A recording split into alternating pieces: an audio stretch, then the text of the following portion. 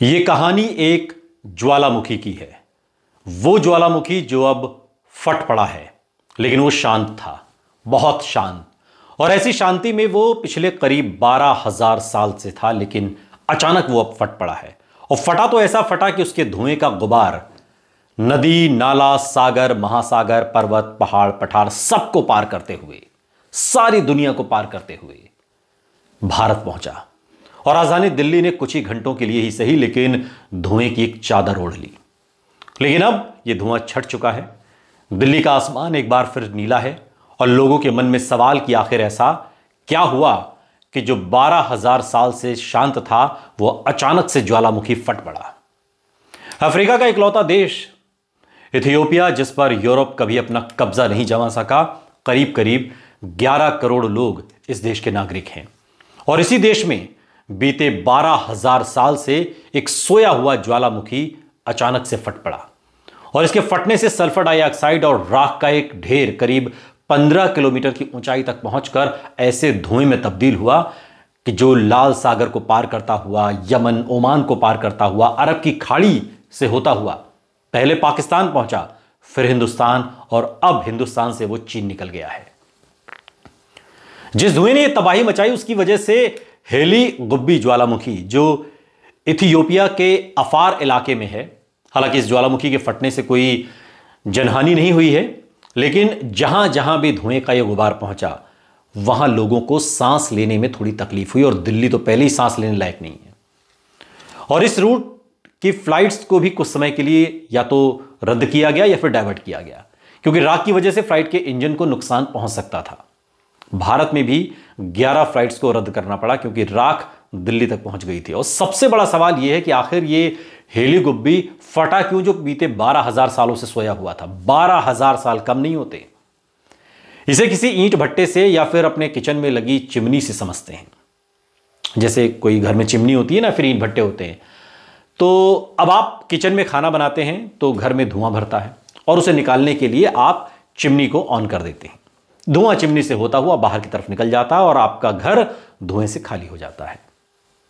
ठीक ऐसे ही ज्वालामुखी धरती की चिमनी से होती है। धरती के अंदर भी गर्म लावा भरा है, गैस भरी है, राख भरी है। गर्म लावा बेहद हल्का होता है और सतह पर आने की कोशिश करता है। धरती की टेक्टोनिक प्लेट्स जब आपस में टकराती है तो उस वक्त यह लावा सतह पर आने की कोशिश करता है और ऐसे वक्त में ही वो धरती के ऊपरी सतह को फाड़कर बाहर आ जाता है। और बाहर आने के साथ ही लावा जमता जाता है और पहाड़ जैसी आकृति बना लेता है। और इसको ही ज्वालामुखी कहते हैं। आसान भाषा में कहें तो धरती की अपनी एक चिमनी होती है ज्वालामुखी। अब चूंकि धरती बहुत बड़ी है तो इसके अंदर कई चिमनियां भी हैं, करीब करीब 1500 से ज्यादा चिमनियां। और इनमें से ज्यादातर प्रशांत महासागर के रिंग ऑफ फायर वाले इलाके में हैं, जहां सबसे ज्यादा भूकंप आते हैं और सबसे ज्यादा ज्वालामुखी विस्फोट भी यहीं पर होता है। अगर आंकड़ों की बात करें तो दुनिया का 90% भूकंप और 75% ज्वालामुखी विस्फोट इसी रिंग ऑफ फायर में होता है। हेली गुब्बी क्यों फटा, इसका सही जवाब अभी किसी के पास नहीं है, क्योंकि पिछले 10-12 हजार साल के इतिहास में यह ज्वालामुखी हमेशा शांत रहा है। लेकिन आमतौर पर जितने भी ज्वालामुखी फटते हैं उनकी वजह होती है धरती की टेक्टोनिक प्लेट्स, जिनके हिलने की वजह से ज्वालामुखी में विस्फोट होता है। क्योंकि प्लेट्स हिलने से ज्वालामुखी के अंदर भरे लावे पर दबाव पड़ता है और वो धरती की सतह पर आने के लिए मचलने लगता है और फिर वो ज्वालामुखी विस्फोट होता है, वो फटता है। हेली गुब्बी एर्ता अले ज्वालामुखी श्रृंखला का हिस्सा है और उसका सबसे दक्षिणी भाग है। यह उस अफार रिफ्ट का हिस्सा है जहां धरती की टेक्टोनिक प्लेट्स लगातार खिसक रही है। और यही वजह कि इस इलाके के दूसरे ज्वालामुखी जैसे एर्ता एले को पहले से ही मॉनिटर किया जा रहा है। हेली गुब्बी के शांत होने की वजह से किसी का ध्यान नहीं गया कि, और जब यह फटा तो वैज्ञानिकों को संभलने का मौका नहीं मिला और कोई चेतावनी वो लोग जारी नहीं कर पाए।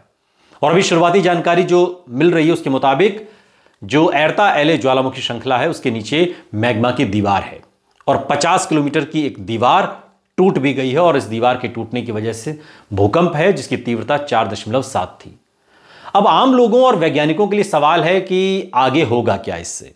आम लोग सीधे इससे प्रभावित हैं। जो लोग प्रभावित हैं वो छोटे किसान, पशुपालक, या इथियोपिया के अफार क्षेत्र में जहां ज्वालामुखी विस्फोट हुआ है वो रेगिस्तानी इलाका है, जहां छोटे छोटे गांव हैं और इन गांवों में राख फैल गई है, जिससे पशुओं के चारे का भी संकट वहां पर खड़ा हो गया है।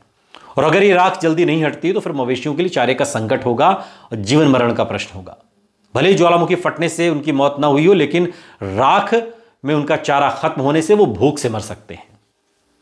दूसरा प्रभाव उन लोगों पर पड़ेगा जो सांस के मरीज हैं, और इस ज्वालामुखी से निकली राख की जद में जहां जहां की हवा जाएगी वहां लोगों को सांस लेने में दिक्कत होगी। वैज्ञानिकों के लिए ज्वालामुखियों को और बेहतर ढंग से समझने का यह एक सुनहरा मौका है। वो समझने की कोशिश करेंगे कि 12,000 साल से सोया हुआ ज्वालामुखी आखिर फटा कैसे, क्यों फटा। दुनिया के दूसरे हिस्सों में भी जो ज्वालामुखी लंबे वक्त से खामोश हैं, अब उनकी खामोशी का राज क्या है और क्या वो भी कभी भी फट सकते हैं, ये सवाल भी वैज्ञानिकों के मन में आ रहा है।